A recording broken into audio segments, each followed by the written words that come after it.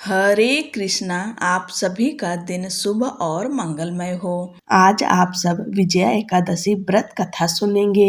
हिंदू धर्म में विजया एकादशी का विशेष धार्मिक महत्व माना गया है। पंचांग के अनुसार यह व्रत प्रत्येक वर्ष फाल्गुन मास के कृष्ण पक्ष की एकादशी तिथि को रखा जाता है। इस वर्ष विजया एकादशी का व्रत 13 फरवरी 2026 दिन शुक्रवार को रखा जाएगा। आइए आप सब भगवान लक्ष्मी नारायण का ध्यान करते हुए विजया एकादशी व्रत कथा का श्रवण करें। एकादशियों का महात्म्य सुनने में अर्जुन को अपार हर्ष की अनुभूति हो रही थी। जया एकादशी की कथा का श्रवण रसपान के बाद अर्जुन ने कहा, हे पुंडरीकाक्ष, फाल्गुन माह के कृष्ण पक्ष की एकादशी का क्या नाम है तथा उसके व्रत का क्या विधान है? कृपा करके मुझे इसके संबंध में विस्तार पूर्वक बताएं। श्री कृष्ण जी ने कहा, हे अर्जुन, फाल्गुन मास के कृष्ण पक्ष की एकादशी का नाम विजया है। इसके व्रत के प्रभाव से मनुष्य को विजय श्री मिलती है। इस विजया एकादशी के महात्म के श्रवण व पठन से सभी पापों का अंत हो जाता है। एक बार देवर्षि नारद ने जगत पिता ब्रह्मा जी से कहा कि हे ब्रह्मा जी, आप मुझे फाल्गुन मास के कृष्ण पक्ष की विजया एकादशी का व्रत तथा उसकी विधि बताने की कृपा करें। नारद की बात सुनकर ब्रह्मा जी ने कहा, हे पुत्र, विजया एकादशी का उपवास पूर्व के पाप तथा वर्तमान के पापों को नष्ट करने वाला है। इस एकादशी का विधान मैंने आज तक किसी से नहीं कहा, परंतु तुम्हें बताता हूँ। यह उपवास करने वाले सभी मनुष्यों को विजय प्रदान करती है। अब श्रद्धा पूर्वक कथा का श्रवण करो। श्री राम को जब 14 वर्ष का वनवास मिला, तब वह भ्राता लक्ष्मण तथा माता सीता सहित पंचवटी में निवास करने लगे। उस समय महापापी रावण ने माता सीता का हरण कर लिया। इस दुखद घटना से श्री राम जी तथा लक्ष्मण जी अत्यंत दुखी हुए और सीता जी की खोज में वन वन भटकने लगे। जंगल जंगल घूमते हुए वे मरणासन जटायु के पास जा पहुँचे। जटायु ने उन्हें माता सीता के हरण का पूरा वृत्तांत सुनाया और भगवान श्री राम जी की गोद में प्राण त्याग कर स्वर्ग की तरफ प्रस्थान किया। कुछ आगे चलकर श्री राम व लक्ष्मण की सुग्रीव जी के साथ मित्रता हो गई और वहां उन्होंने बाली का वध किया। श्री राम भक्त हनुमान जी ने लंका में जाकर माता सीता का पता लगाया और माता से श्री राम जी तथा महाराज सुग्रीव की मित्रता का वर्णन सुनाया।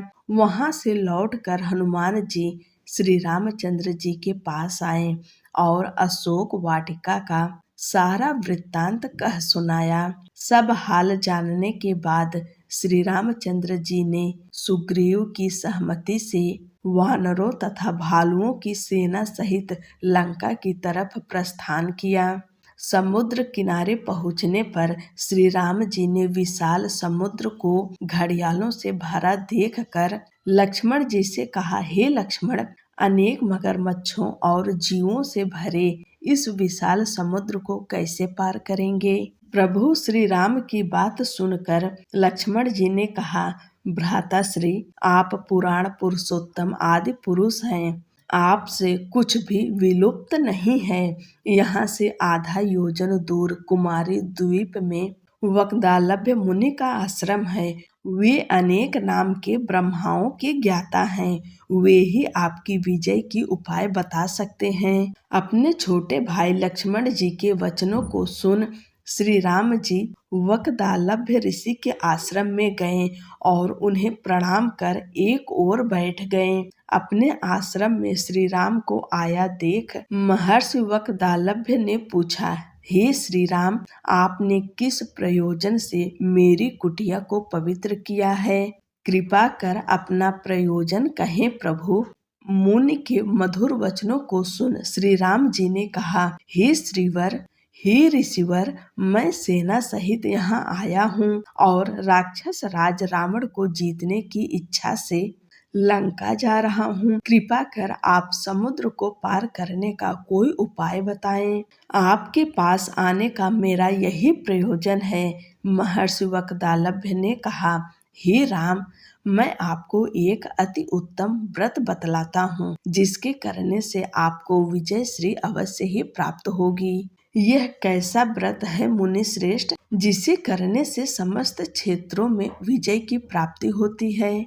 जिज्ञासु हो श्री राम ने पूछा। इस पर महर्षि वक्दालभ्य ने कहा, हे श्री राम, फाल्गुन माह के कृष्ण पक्ष की विजया एकादशी का उपवास करने से आप अवश्य ही समुद्र को पार कर लेंगे और युद्ध में भी आपकी विजय होगी। हे मर्यादा पुरुषोत्तम, इस उपवास के लिए दशमी के दिन स्वर्ण, चांदी, तांबे या मिट्टी का एक कलश बनाएं। उस कलश को जल से भरकर तथा उस पर पंच पल्लव रखकर उसे वेदिका पर स्थापित करें। उस कलश के नीचे सतनजा अर्थात मिले हुए 7 अनाज और ऊपर जौ रखें। उस पर विष्णु की स्वर्ण की प्रतिमा स्थापित करें। एकादशी के दिन स्नानादि से निवृत्त होकर धूप, दीप, नैवेद्य, नारियल आदि से भगवान श्री हरि का पूजन करें। वह सारा दिन भक्ति पूर्वक कलश के सामने व्यतीत करें और रात को भी उसी तरह बैठकर रात्रि जागरण करें। द्वादशी के दिन नदी या तालाब के किनारे स्नान आदि से निवृत्त होकर उस कलश को ब्राह्मण को दे दें। हे दशरथ नंदन, यदि आप इस व्रत को सेनापतियों के साथ करेंगे तो अवश्य ही विजय श्री आपका वर्ण करेंगी। मुनि के वचन सुनकर तब श्री रामचंद्र जी ने विधि पूर्वक विजया एकादशी का व्रत किया और इसके प्रभाव से राक्षसों के ऊपर विजय प्राप्त की। हे अर्जुन, जो मनुष्य इस व्रत को विधि विधान के साथ पूर्ण करेगा, उसकी दोनों लोकों में विजय होगी। श्री ब्रह्मा जी ने नारद जी से कहा था, जो इस व्रत का महात्म्य श्रवण करता है या पढ़ता है, उसे वाजपेय यज्ञ के फल की प्राप्ति होती है। बोलो लक्ष्मी नारायण की जय।